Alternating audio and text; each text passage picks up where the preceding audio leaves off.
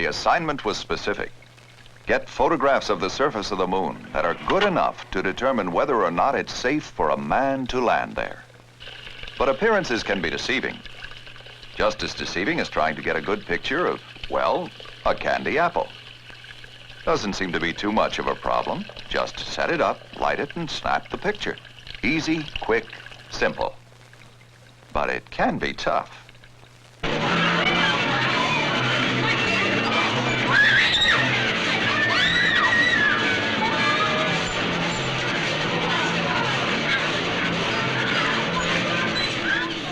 To begin with, the apple is some distance away, so you can't get to it to just set it up, light it, and so on. To make things even more difficult, it isn't even holding still. It's moving around in circles. Now, timing is important. You have to take your picture when the apple is nearest to you, so you get the most detail, and when the light that's available is at the best angle for the photo. And even that's not all. You are moving too, in circles. You're both turning and circling about the apple.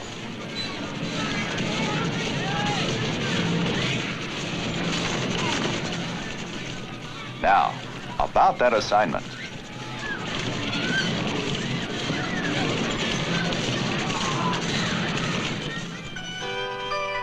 As the technology of man in space was developing, it became more and more apparent that our knowledge of the moon's surface as a possible landing site was not sufficient. To land man safely on the moon and get him safely off again, we had to know whether we could set up a precise enough trajectory to reach the moon. Could we design and build a spacecraft to land gently on the moon? Among all those lunar craters, could we find a place clear and level enough for a safe landing site? To make it possible for a man to land in the Apollo zone on the moon, better pictures were needed than those taken through Earth's best telescopes. In fact, better pictures might do more than find a landing site for Apollo. Scientists hoped they might resolve questions unanswered in the 300 years since Copernicus prompted Galileo to study the moon. What were the lunar craters Galileo observed? Pits dug by objects hurled from space, or the scars of old volcanoes? Telescopic photographs, far from answering these questions, scarcely reveal features on the moon as big as the meteor crater in Arizona, almost a mile across and several hundred feet deep.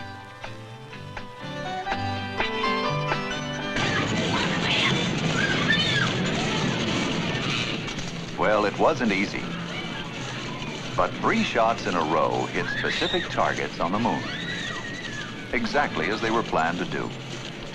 And the photographs started coming in.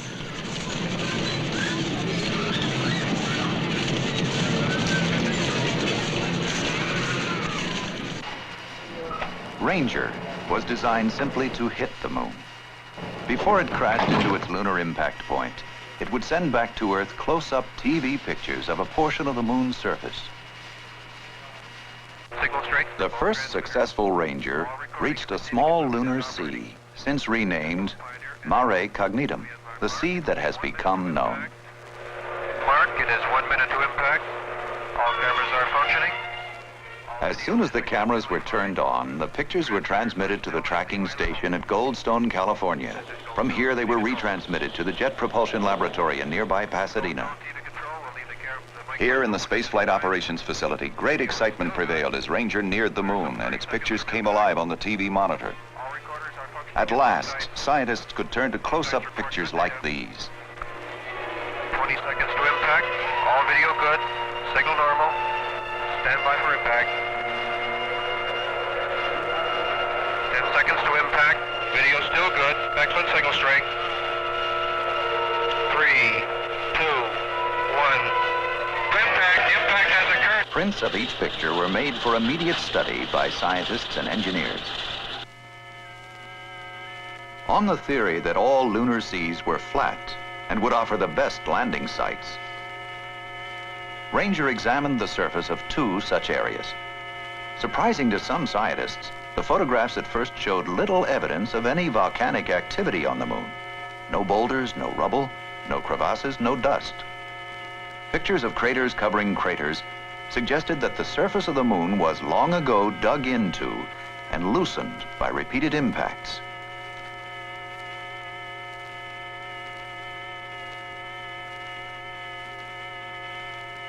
In Ranger 8 photographs, the first signs of volcanic activity on the moon seem to appear. The lunar landscape Ranger's TV cameras explored was bleak, a flat surface studded with craters. Some are miles across, others no bigger than a washtub.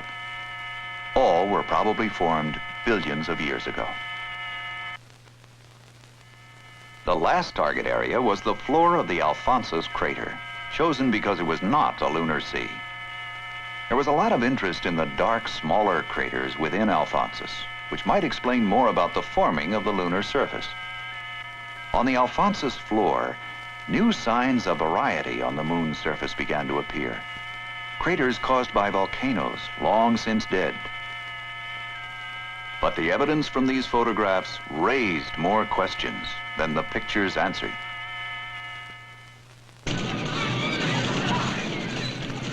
It was obvious that some different perspectives were required on the subject.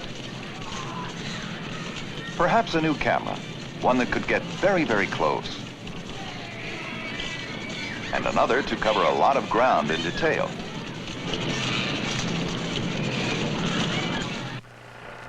Surveyor, a far more complex spacecraft, was designed to make a soft landing on the moon. But once safely down, it would also send back TV pictures of a possible Apollo landing site. The first Surveyor worked perfectly, made its planned soft landing, and sent back more than 11,000 pictures of a small area in the ocean of storms. Surveyor's moon was dark and relatively smooth, but still studded with craters and littered with rocks. Its pictures made it clear that where it landed, there is little loose dust on the surface. But neither is this surface hard. It seems to behave much like earthly soil, and will certainly support the weight of a manned landing craft.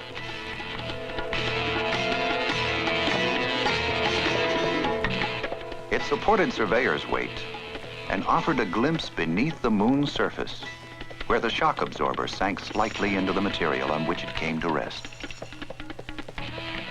After transmitting the first batch of pictures and surviving the dry heat of a lunar noon, Surveyor slept. It slept through the 14-day-long lunar night as temperatures plunged 500 degrees. Then it came awake on command to continue its examination of the moon. Surveyor took the first color pictures of the moon, showing a blue-gray surface in contrast to the small color wheel attached to one of Surveyor's feet. In some ways, Surveyor's moon seemed more hostile than we thought it might be. Some feared that rocks littering even the smooth plains might present a landing hazard to any manned spacecraft.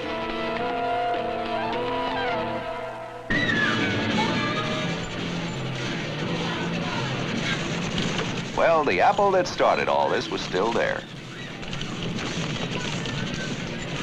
Our pictures were beginning to give us some of the answers we needed, but our coverage was spotty. We needed more pictures, more detail, more information. It hadn't been simple to hit the moon with Ranger, and soft landing Surveyor had been exceedingly difficult. Lunar Orbiter presented a set of problems different from Ranger or Surveyor. It was designed to circle the moon with a pair of cameras to photograph large areas of the Apollo landing zone and give good close-up pictures of many possible landing sites. Somebody called it the flying drugstore because it develops its own film. The spacecraft also carries an electronic readout system to scan its photographs and send them back to Earth. Lunar Orbiter was an impressive advance in lunar photography.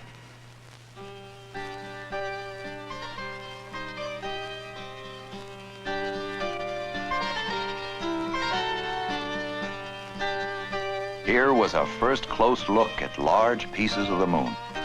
16,000 square miles of the Apollo landing zone, with a resolution 100 times better than Earth-based views.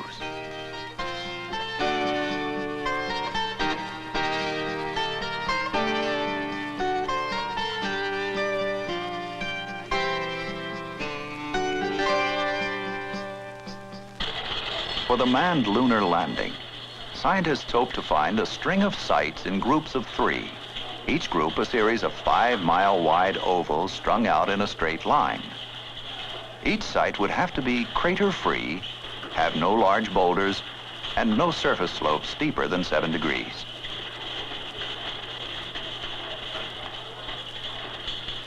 Of all the areas photographed by the Lunar Orbiters, only a few were expected to prove smooth and level enough to meet all the Apollo landing requirements.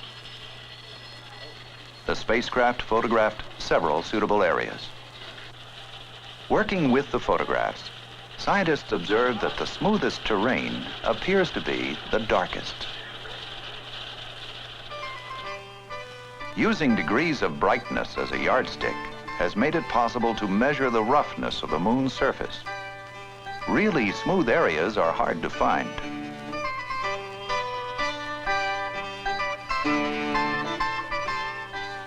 Orbiter missions have resulted in the selection of 8 possible Apollo landing sites. The most promising seems to be a broad plain on the southeastern part of the Sea of Tranquility, just east of the crater Maskelyne D. Its surface is flat. There are no deep craters, few boulders.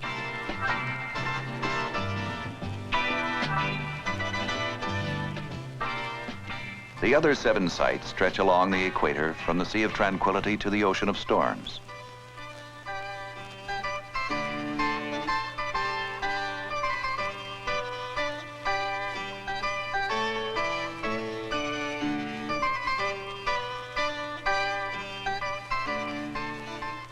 There was now sufficient data to pinpoint Apollo landing sites for the first mission. In terrain like this, the first lunar landing craft will touch down and man descend to take his first exploratory steps on the moon. Orbiter also photographed the far side of the moon and found it to be even more heavily cratered than the face. These were bonus shots made because the cameras had to be in continual operation until all the film was exposed.